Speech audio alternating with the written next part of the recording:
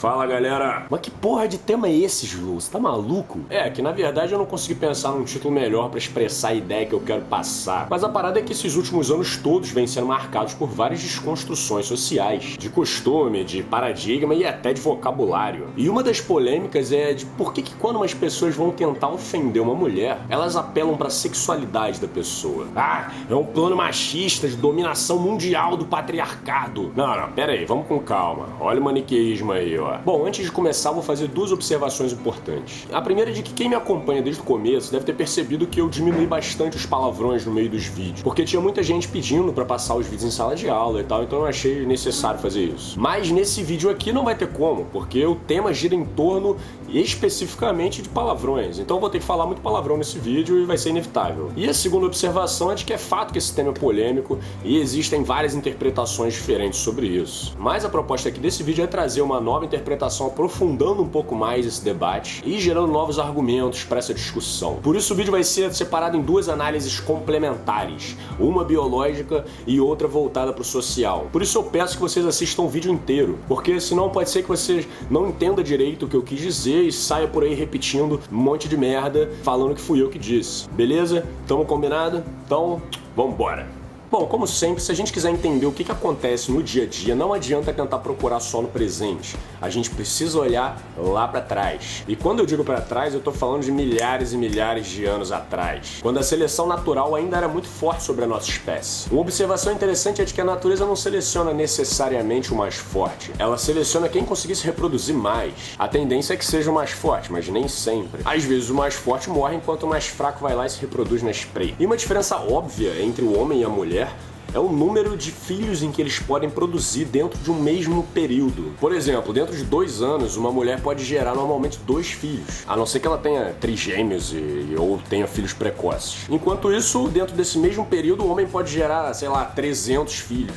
Vai depender de quantas mulheres ele fecundar nesse período. E esse é um fator extremamente importante na logística social. Diferentemente de peixes que produzem tipo 1 milhão de ovos e joga sorte no ambiente. Boa sorte, garotada! Agora é com vocês! Nós, seres humanos, somos K-estrategistas, que é um conceito ecológico que significa que a nossa espécie investe uma quantidade enorme de energia em um número muito baixo de filhotes, o que traz uma importância gigantesca à prole. Então pensa comigo, se você é uma mulher lá da Idade da Pedra, você vai sair se reproduzindo com qualquer cara? Provavelmente não. Você vai precisar escolher muito bem o seu parceiro, um que seja forte, que seja saudável, para valer a pena você investir 1 ano de energia naquele filhote. É você selecionar muito bem e dar uma cartada altíssima, porque é esse filho que vai levar os seus genes adiante. Agora, com os machos, a lógica já é outra. Quanto mais fêmeas você conseguir fecundar no seu tempo de vida, mais chances de passar o seu gene adiante. Claro que você vai optar pelas mais fortes, mais saudáveis, porque nesse caso você tem mais chances de passar os seus genes adiante tendo um filho forte. Mas isso não é uma preocupação tão grande quando você pode fecundar quantas pessoas você quiser no seu tempo de vida. Porque se a fêmea gerar um filho fraco, tem outras 20 por aí grávidas esperando um filho seu. Mas aí entra um segundo fator interessante. O cuidado parental. O cuidado parental é um fator extremamente necessário na nossa espécie. Diferentemente de tartarugas que deixam todos os teus filhos na praia e boa sorte pra eles, se você larga um bebê humano na esquina, as chances dele sobreviver são 0. Mas é interessante porque, pelas hipóteses mais aceitas, o ser humano por muito tempo não teve a consciência de hereditariedade. Eles andavam em bandos e as mulheres engravidavam e tinham filhos, mas não havia consciência de que aquele filho era de um macho específico. As fêmeas simplesmente ficavam grávidas e tinham filhos. Olha só, mas que coisa! E o filho provavelmente era criado pela mãe, protegido pelo resto do bando. Mas alguns milhares de anos depois, quando a nossa espécie começou a se estabilizar e se tornar mais complexa, as coisas começaram a mudar um pouco. A consciência de que o filho, ele é uma consequência direta da reprodução entre o macho e a fêmea, vai acabar privilegiando um sistema onde um líder macho vai ter várias fêmeas ao redor. Isso não é tipo injustiça nem nada, isso é uma questão de lógica. Se a tribo escolhe o macho alfa para ser o reprodutor daquela tribo, as chances da tribo de ter vários descendentes fortes aumentam muito. Agora, se a tribo escolhe uma fêmea alfa para ser a reprodutora da tribo, você pode colocar ela rodeada de quantos homens quiser, que, como eu disse, ela vai ter no máximo um descendente por ano. O que que torna esse sistema muito prejudicial para a tribo. Por isso que se a gente analisar as culturas de tribos antigas, é muito mais comum você encontrar um sistema onde você tem um macho com várias fêmeas ao invés do oposto, porque isso é vantajoso geneticamente e lógico. Slow, seu babaca, não fode! Calma, vamos desenvolver o raciocínio. Mas com o passar do tempo, com o aumento das comunidades e o acúmulo de riquezas, surgiu um conceito que chegou para mudar tudo na história: o conceito de família. E é nesse momento que a gente entra na parte social desse vídeo.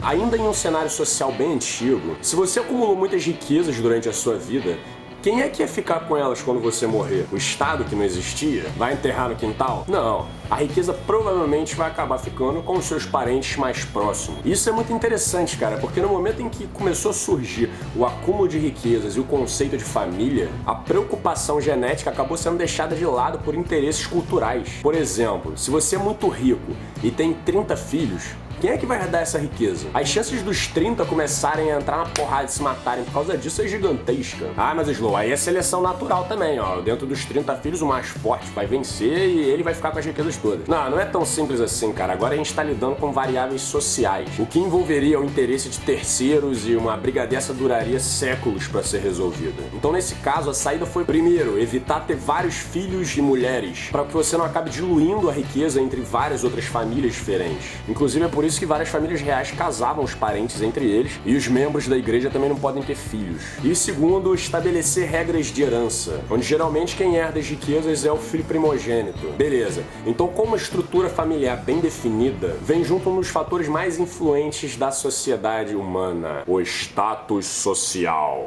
Maluco, ser humano é desesperado por qualquer coisa que chame a atenção e diferencie ele dos outros. Tipo colocar uma joia pendurada no pescoço, ter um carro boladão do ano, e principalmente questões mais abstratas, como ter um título de nobreza, por exemplo. Pra você ter uma ideia, tem gente se matando pra conseguir aquela bolinha azul do Facebook, tá ligado? Aquela bolinha azul do lado do perfil. Uma bolinha azul! Porque, de certa forma, isso dá destaque e representa poder no meio em que a gente vive. E antigamente, nada representava mais poder do que o nome de uma família. I am a Lannister. Pertencer a uma família significava você ser alguém. Determinava o quão poderoso e influente você era naquela sociedade. Tá, Slow, tô entendendo, cara, mas o que isso tem a ver com xingamento machista? Tem tudo a ver, cara. Tem a ver com a posição social das prostitutas no passado. Diz a lenda de que a prostituição é a profissão mais antiga do mundo. E até hoje, apesar da demonização, ela ainda está viva e forte presente na nossa sociedade. E por dois motivos bastante simples. Primeiro, o que não falta são clientes. Já que pelo fato do que eu expliquei no começo do vídeo,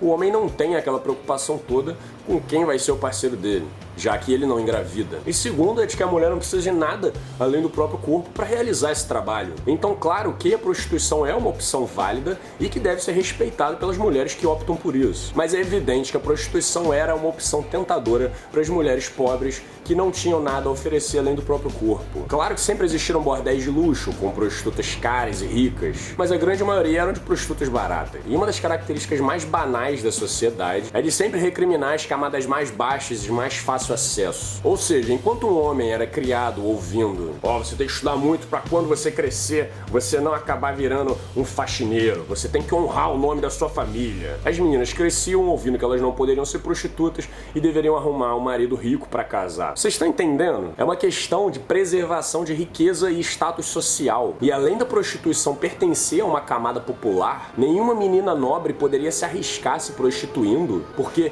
imagina se ela fica grávida de um doidão. O que acontece com as riquezas da família? A reprodução foi vista por muito tempo quase que exclusivamente como símbolo da união entre as famílias. Lê-se, união de poder e riqueza. Mas tem uma diferença, que se o príncipe fosse lá e engravidasse a empregada, de quem que seria o filho? O quê? O meu filho engravidou a empregada? Você só pode estar maluca. Quem fez isso foi o padeiro, foi o vizinho. Não tinha teste de DNA nessa época. Era muito fácil você negar que não foi o filho que engravidou aquela mulher. Agora, se a princesa engravida, meu irmão, aí o buraco é mais embaixo. Todo mundo ia ficar sabendo, não ia ter como esconder isso. e a merda ia ser grande pra família. Por isso é óbvio que um período em que o nome da família, o casamento e as riquezas, as regras de herança significavam tudo, a preocupação com a vida sexual da mulher seria muito mais intensa do que com a do homem. Então você soma os dois fatores que eu mencionei agora há pouco. Você traz pra educação do filho a preocupação com a liberdade sexual da menina e aplica uma ofensa relacionada à baixa camada social. Tá saindo por aí, ô sua puta? A mesma estratégia que com os meninos. Não vai arrumar um emprego não, ô vagabundo? E é interessante que dentro dessa mesma reflexão a gente consegue entender outros fatores. Por exemplo, por que o sexo anal é tão demonizado? Nossa, você não sabe. A Gisele diz que gosta de sexo anal. Nossa, que puta ela, né? Ai, meu namorado disse ontem que ele quer fazer sexo anal. O que ele tá achando que eu sou? Uma puta? Isso é bem simples de entender. Pensa comigo, se você é uma prostituta de idade média, numa época em que não existia pílula anticoncepcional, não existia camisinha, você ia deixar o cara gozar em você? Você vai confiar no cara? Imagina se você engravida. Pra onde que vai o seu ganha-pão? Ó, fudeu, mano. Engravidar é a última coisa que uma prostituta quer fazer. Então a saída mais fácil pra você evitar esse tipo de coisa é você fazer sexo anal. E isso acabou tornando o sexo vaginal uma coisa relativamente sagrada. Porque era uma prática que simbolizava a família, simbolizava o casamento, simbolizava a união e a reprodução. Enquanto os casados têm a liberdade de poder praticar o sexo vaginal, porque não tem problema caso eles tenham um filho, o sexo anal ficou popularizado como sendo uma prática de puta. Porque era mesmo que as prostitutas faziam. O que não significa que os casados não praticassem. Entre quatro paredes, Deus não tá vendo, né? E outra, imagina se o cara chega lá na hora, oferece uma grana maneira pra prostituta e ela acaba topando fazer o sexo da forma tradicional. E aí ela acaba engravidando, maluco. Esse filho vai ser de quem, meu irmão? Ele vai ser literalmente o filho da puta. Vocês estão entendendo, cara? E como eu disse antes, antigamente não existia nada mais importante na vida de alguém do que a qual família você pertencia. Se você é um filho renegado, um bastardo, você não é ninguém na sociedade. Então quando a gente xinga o outro de filho da puta, você não tá tentando ofender a mãe dele ou se referindo às práticas sexuais da mãe. Você tá dizendo na cara desse maluco que ele é um bastardo, que ele não tem família e de que ele é fruto de um acidente, de algo que não era pra ter acontecido. Um produto indesejado. E cara, essa é uma das piores ofensas que poderiam existir pra alguém naquele período. E o curioso é que hoje em dia os xingamentos ainda existem, mas eles não fazem mais sentido da forma como eles faziam antigamente. Então agora falando sobre o século XXI, eu vou dar minha opinião sobre o que eu acho de tudo isso e colocar um pouco as peças no lugar. Primeiro que o fato de existir uma explicação evolutiva para o homem desejar várias mulheres não significa que isso deva ser culturalmente aceito hoje. Isso seria você cometer a falácia naturalista. E como eu disse no meu último vídeo sobre a questão XX e XY, as variáveis da nossa realidade hoje são outras. A gente precisa reconstruir a nossa noção de certo e errado se baseando nelas. Por exemplo, hoje no Ocidente quase não existe mais essa parada de nome de família. Ninguém pergunta seu sobrenome para saber se deve te respeitar ou não. Oi, muito prazer, eu sou Felipe Oliveira. Pode crer, ó. Valeu, Fio, a gente se vê. A explosão demográfica pós-revolução industrial diversificou as famílias e as riquezas. A democracia reduziu a noção de monopólio de poder delas, o que hoje é mais visto sendo representado por empresas. Então, apesar de ainda ser comum algumas famílias tentarem empurrar os filhos para casamentos armados, planejados, isso já deixou de ser regra há muito tempo. Hoje as mulheres já conseguiram o direito de trabalhar, o que garantiu a elas uma independência econômica fundamental para que elas sejam responsáveis por escolher os seus destinos. Se querem casar ou não, se vai ser com alguém rico ou alguém pobre. A mulher não é mais submissa à família e não tem mais o papel de união de interesses através da reprodução por meio de um filho. Por isso a preocupação de se ela vai sair por aí e acabar engravidando de alguém já não faz mais muito sentido. E esse sentido acabou totalmente quando os métodos contraceptivos foram inventados. A camisinha, a pílula anticoncepcional, entre outros métodos contraceptivos, trouxeram uma liberdade enorme para a mulher na sociedade, dando o controle de quando que elas vão engravidar ou não. Por isso atualmente é ilógico a família ter uma grande preocupação sobre a vida sexual da filha, a não ser que sua família siga uma tradição ideológica específica que não concorde com o comportamento. Mas nesse caso eu recomendo que você deixe bem claro os motivos tradicionais dessa atuação, ao invés de ficar colocando uma pressão psicológica e rebaixando a sua filha a uma classe social teoricamente fracassada, chamando ela de prostituta. E eu coloco entre aspas porque essa tentativa de ofensa nem deveria acontecer, já que hoje a prostituta tem total controle sobre o corpo dela, tem uma profissão reconhecida legalmente, e muitas delas estão enriquecendo por aí, enquanto você tenta ofender a sua filha comparando ela a uma prostituta. E o mesmo vale para xingamentos de filho da puta. Como o nome da família e o preconceito com bastardo já não existem mais, o que sobrou foi o preconceito com a prostituta, que, como eu disse, já não faz mais o menor sentido.